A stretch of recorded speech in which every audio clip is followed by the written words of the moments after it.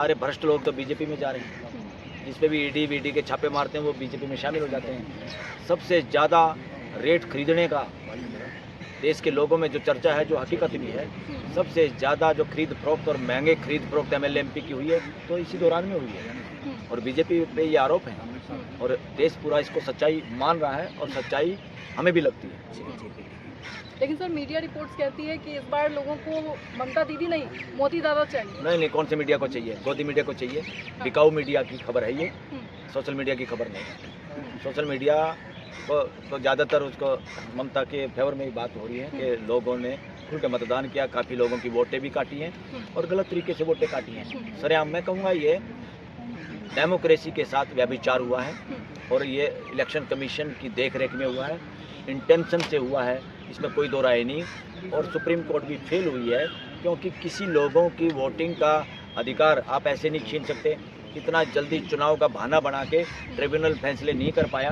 That is totally wrong against democratic principle और morality संविधान के सिद्धांतों के खिलाफ ये काम हुआ है और ये देश की जनता के साथ धोखा हुआ है। उनको न्याय देश की हाई कोर्ट और सुप्रीम कोर्ट भी नहीं दे पाई, उनकी तसल्ली नहीं कर पाई कि इनकी वोट कैसे करी। कोई मंडल था उसका अंग्रेजी में MONDAL कर दिया, उसका भी नाम उस काट दिया। लॉजिकल डिस्क्रिपेंसी जैसा धोखा देश की जनता के साथ जो किया है इसमें वेस्ट बंगाल में, ये धोखा अगर देश में और कहीं भी होगा तो देश में आंदोलन होने की और आंदोलन छिड़ने की पूरी संभावना है। सर देखिए, चुनाव हो चुके हैं, रिजल्ट का इंतजार है, लेकिन रिजल्ट से पहले लोग कह रहे हैं कि वो उस आर्जिकल बिटिया की जो माँ को टिकट मिला उसे भी न्याय चाहिए। बीजेपी आएगी और उसके बाद ही उसे न्याय मिलेगा। किसकी माँ को? उस डॉक्टर बेटी के साथ जो गलत हुआ उसकी माँ को जब बीजेपी ने टिकट दिया तो लोगों ने कहा कि इस बार बीजेपी आएगी। माँ को टिकट दिया, उसको न्याय देने की जरूरत है। हाँ। माँ को टिकट मिलेगा तभी न्याय होगा क्या? जिन लोगों के साथ न्याय होता है उनके माँ बाप MLA MP बनेंगे तभी न्याय होगा क्या? न्याय करना, अरे न्याय करना कोर्ट का काम है। ममता बनर्जी की जेब में न्याय रखा है क्या? ममता बनर्जी कौन होती है अन्याय करने वाली? न्याय कोर्ट को करना है। किसी का मान लो CM हो गया, PM होगा, वो ठेकेदार है क्या न्याय के? या न्याय को दबा सकते हैं क्या वो? ये पुलिस स्टेट के अंडर में होती है तो इसलिए तो पुलिस तो फिर केंद्र के अंडर में भी है। CRPF है, BSF जो लगी हुई थी अब वो सारी की सारी सेंट्रल गवर्नमेंट के अंडर में है। और सेंट्रल गवर्नमेंट में मैं पहले से ही कह रहा हूँ देश को ये पता होना चाहिए और देश को ये डिमांड करनी चाहिए, जो लोग सरकारी जिम्मेदारी पे हैं, CM है, PM है या मंत्री संतरी बने बैठे, उन पे टोटली बैन लगाना चाहिए कानून बना के कि वो इलेक्शन में जाए ना। क्योंकि पार्टी के लोग जाएँ, दूसरे लोग जाएँ, वो क्यों जाएँ?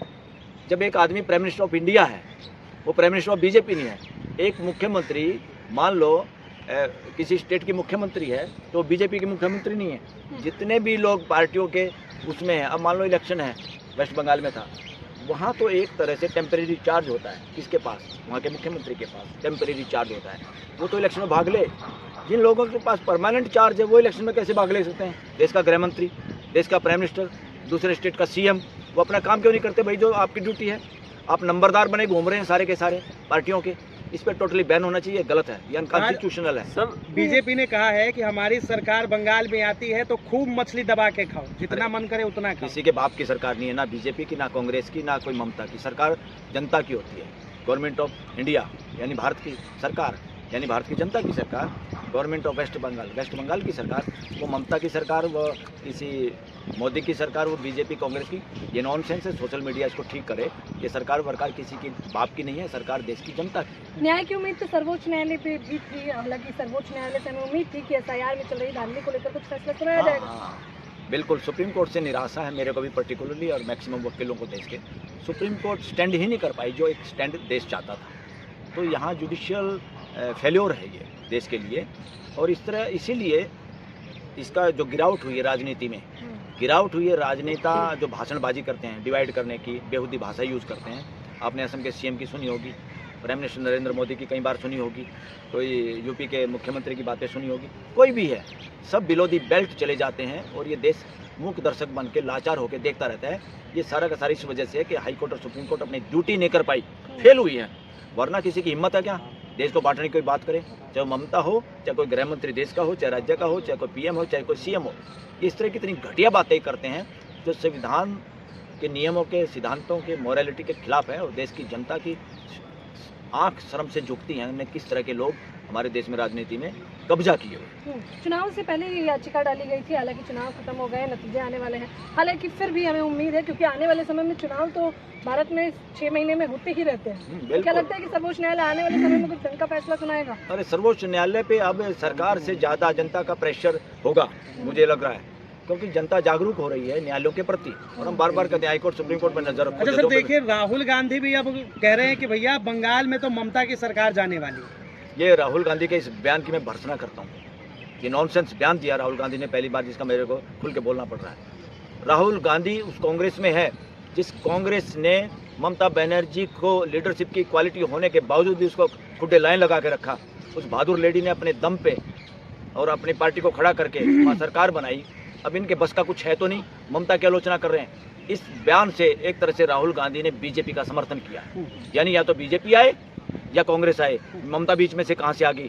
That is nonsense on the part of Rahul Gandhi. Rahul Gandhi ने बेहुदा बयान दिया है, कमजोर करने वाला बयान दिया है। इसीलिए देश के कई बार लोग कहते हैं कि ईवीएम के खिलाफ राहुल गांधी खुल के नहीं बोल रहा, या खुल के ये पार्टी नहीं बोल रही जिसके खिलाफ इनको बोलना चाहिए था। इसका मतलब इनको बीजेपी स्वीकार है, ममता दीदी स्वीकार्य नहीं है। इसका मतलब पॉलिटिकल पार्टियों में डेमोक्रेसी नहीं है, या जो लीडरशिप की जिनकी क्वालिटी है उन लोगों को आप आसपास नहीं फटकने देते। आपको चेले चाटे चमचे चाहिए।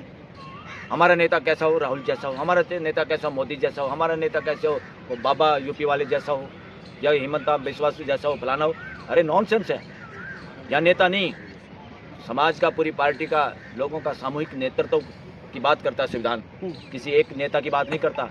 ये एक नेता की बात करने वाले एक तरह से वर्णवादी मानसिकता के लोग हैं कि मैं ही खास हूँ, ये एक ही खास है, यही बचाएगा, कोई मसीहा आएगा देश को बचाएगा। ये नॉनसेंस है, नपुंसक बनाने वाली बात है। क्या आपको लगता है कि ममता दीदी जो है वो दोबारा आनी चाहिए, ममता बनर्जी की सरकार आनी चाहिए? यस, देश में मैं तो चारों तरफ नजर दौड़ा के देखता हूँ, पूरे देश में इतनी जुझारू महिला पॉलिटिशियन नहीं है पूरे देश के अंदर, और पूरे देश में आज के दिन इतना जुझारू तो कोई पुरुष लीडर भी नहीं है। इवन मोदी भी ममता के मुकाबले में कुछ नहीं है, क्योंकि ममता रियलिटी जमीन की नेता है और ये ड्रामेबाजी का वो भी तो चाय बेच के ऊपर आए सर। नरेंद्र झालमुड़ी तक खा लिया, झालमुड़ी तक खा ली उन्होंने। वो नाटकबाजी करके नेता है। ममता दीदी ग्राउंड पे पैदल चलने वाली नेता है। रियल में सी इज हीरो ऑफ इंडिया आज के दिन। लेकिन काउंटिंग से पहले सर स्ट्रांग रूम में जो गड़बड़ी देखी गई है, ममता बनर्जी को रात में जाना पड़ा, उसके बाद अब शुभेंदु अधिकारी भी गए हैं, तो कैसे देखते हैं, क्या गड़बड़ी की जा रही है स्ट्रांग रूम में? क्योंकि चुनाव आयोग स्पष्टीकरण कर रहा है कि नहीं, वो गड़बड़ी नहीं हो रही है, वो बैलेट को जो है जांच कर रहे थे, बैलेट को। अरे बैलेट को जांच अगर कर रहे थे तो सभी पार्टियों के लोगों को वहाँ बुला के कॉन्फिडेंस में लेके तब जांच करनी चाहिए थी। आप बता रहे हैं वहाँ कोई सील तोड़ी है या नेट टूटी है, आप जा कैसे सकते हैं अंदर? स्ट्रांग रूम में, बैंक के स्ट्रांग रूम में भी जब कैश रखा होता है, अकेला मैनेजर नहीं जा सकता वहाँ। वहाँ भी बेकायदा रजिस्टर होता है, साइन करते हैं, दूसरे आदमी को बुलाते हैं, जिस आदमी ने अपना लॉकर देखना उसको बुलाते हैं, जब जाके वहाँ एंट्री होती है। ये नहीं है कि वो बैंक का मैनेजर है तो स्ट्रांग रूम में घुसे गड़बड़ कर ले। ये इलेक्शन कमीशन को भी इजाज़त नहीं है, इलेक्शन कमीशन को भी इजाज़त नहीं है।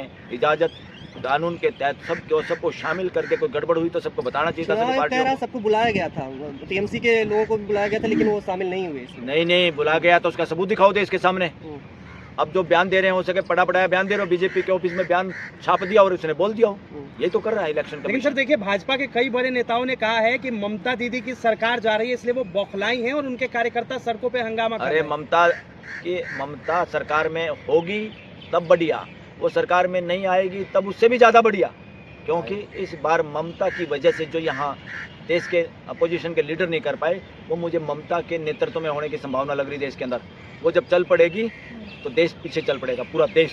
ममता आज पूरे देश की मजबूरी है, इसलिए जरूरी है। तो आप कह रहे हैं कि ममता बनर्जी को पैदल मार्च निकालना चाहिए? निकालेगी भाई, मेरे को क्या कहना चाहिए, उसने तो कह दिया। अब सीधा का सीधा पूरे देश से भाजपा को खत्म करना है। आप ममता बनर्जी को स्ट्रॉन्ग बता रहे हैं। एक लड़की का वायरल हुआ बंगाल से, उसने बड़ा अच्छे से कहा कि ममता दीदी तो इतनी अच्छी है और उनके सरकार में हमें इतनी खुशी मिल रही है कि बेटी का रेप होता है तो 10 लाख दे देती है। देखो वो तो क्या उसने बयान दिया है क्या नहीं है। रेप जिसके साथ हुआ उसके लिए तो डायरेक्शन भी है, सुप्रीम कोर्ट का भी है कि रेप विक्टिम को कैसे पैसे मिलने चाहिए, वो एक कानून है। वो तो कानून क्या, अगर उसको फॉलो कर रही है ममता अपने गवर्नमेंट संचालन में तो अच्छी बात है।